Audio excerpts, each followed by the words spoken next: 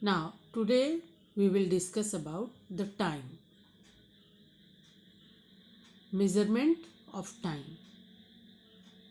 We do our all activities in our daily life which is based on our schedule, and this is due to the time, and hence we must know the time how we can measure it.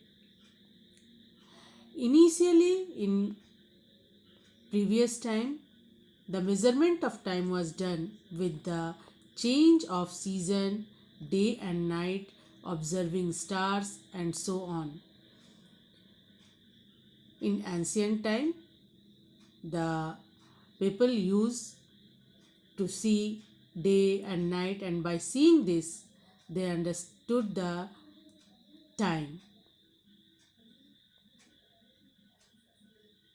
So, after that, they developed some instrument to measure the time. So, the instrument from the ancient time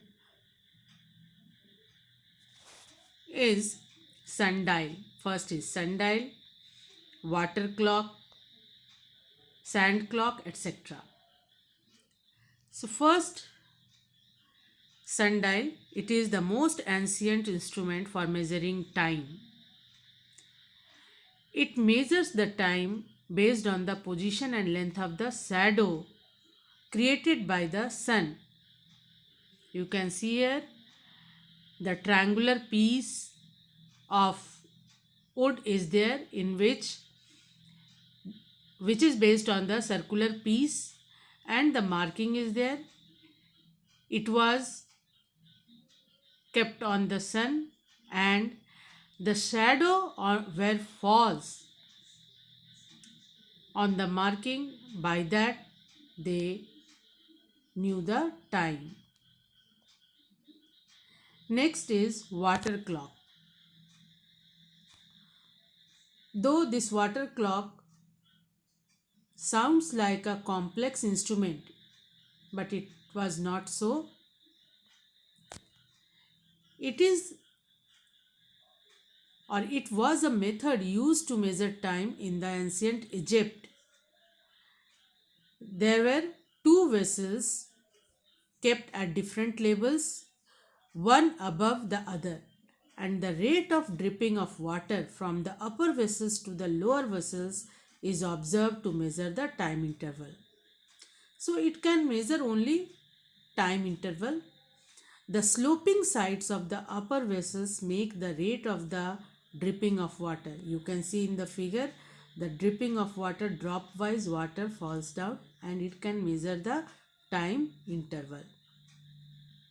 The marking of the upper vessels indicate the passage of time. The next is sand clock. It is also known as hourglass, which was another device for measuring time in the ancient period. It is based on the flow of sand.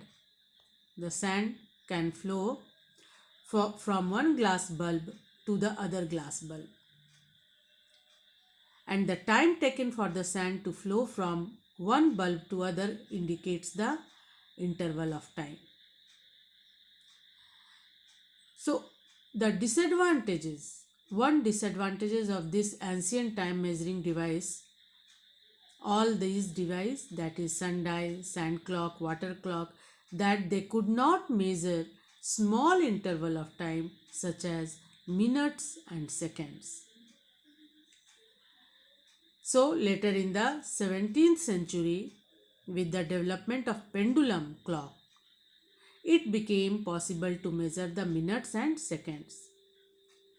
And by the passage of time, watches and clocks were developed, which we are using nowadays, and we can minute even the smaller fraction of the time. So here is simple pendulum. You can see the figure. A simple pendulum is a small metal ball suspended with a long massless string from a rigid support. One end of this pendulum, that means a metal string is there, which is the other end, it is tied with a metal ball, and one end is fixed.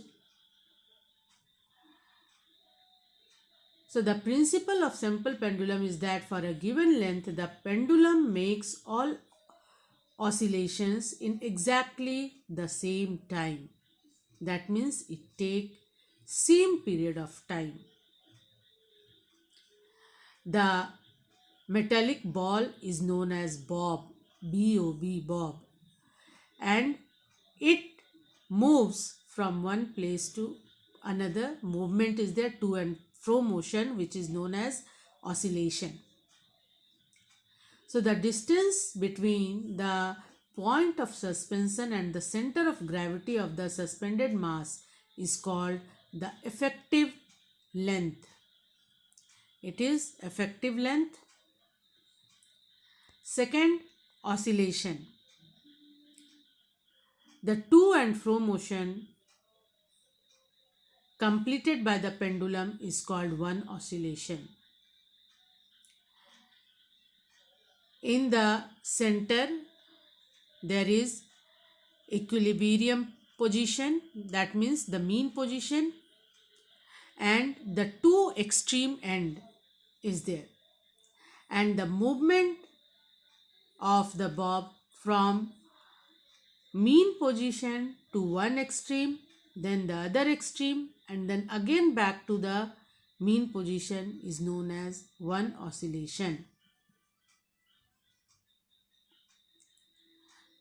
So oscillation is the number of times it vibrates. Time period, the time taken by a simple pendulum to complete one oscillation is known as time period. Time taken to complete one oscillation is known as time period of the pendulum. Amplitude, the maximum displacement between the near position and the extreme position of the pendulum is called amplitude. I will explain you with the figure also. One activity is here to determine the time period of a simple pendulum. Fix one end of the string of the pendulum bob, suspend the other end from the stand, making a pendulum of length 1 meter. Then displace the metal bob to one side through a small angle and release. You have to hold the bob and release it so that it starts moving. The bob starts oscillating to and fro. Then note down the time taken to complete 20 oscillations with the help of stopwatch. Stopwatch is there, which is used to measure these small events. You can press the button on the stopwatch, and then after completing also you have to release it. The time period of oscillation can be determined by dividing the time taken by 20 and then make 5 repetition and find out the time in each cases. The units of time. The standard unit or the basic unit of time is second. Generally it is denoted by small s, and the bigger unit of time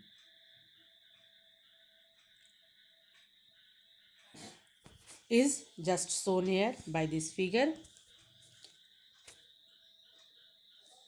60 seconds forms 1 minute, then 60 minutes 1 hour, 24 hours 1 day, 7 days 1 week, 4 weeks plus 0 or 1 or 2 or 3 days, it makes 1 month. Then 12 months together known as 1 year. 100 years, 1 century. 10 centuries is equal to 1 millennium. And 1 lakh microsecond is equal to 1 second. This is the smaller unit. The largest one is the 1 millennium.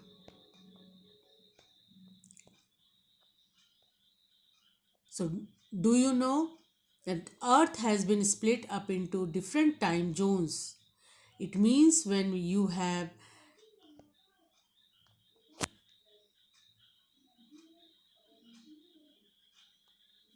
morning in one part of Earth, there will be night in the other part.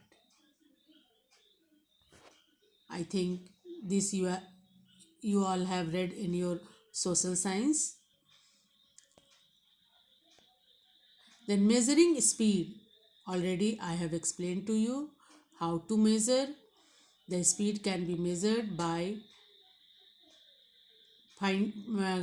dividing the distance traveled by time taken to complete the particular distance. To measure the speed of a rolling ball, a ball and a chalk you have to take and make a group of 5 people. Draw a straight line on the ground with a white chalk. Then let your friend gently roll a ball along the ground in a straight line. Note the time at the instant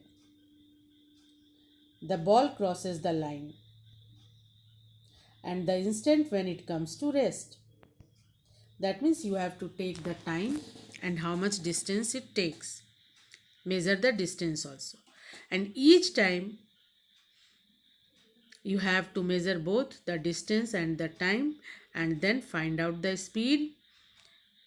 Speed is equal to distance by time. So by this formula you can find the speed in each time. Then graphical representation of motion. This I will explain you further.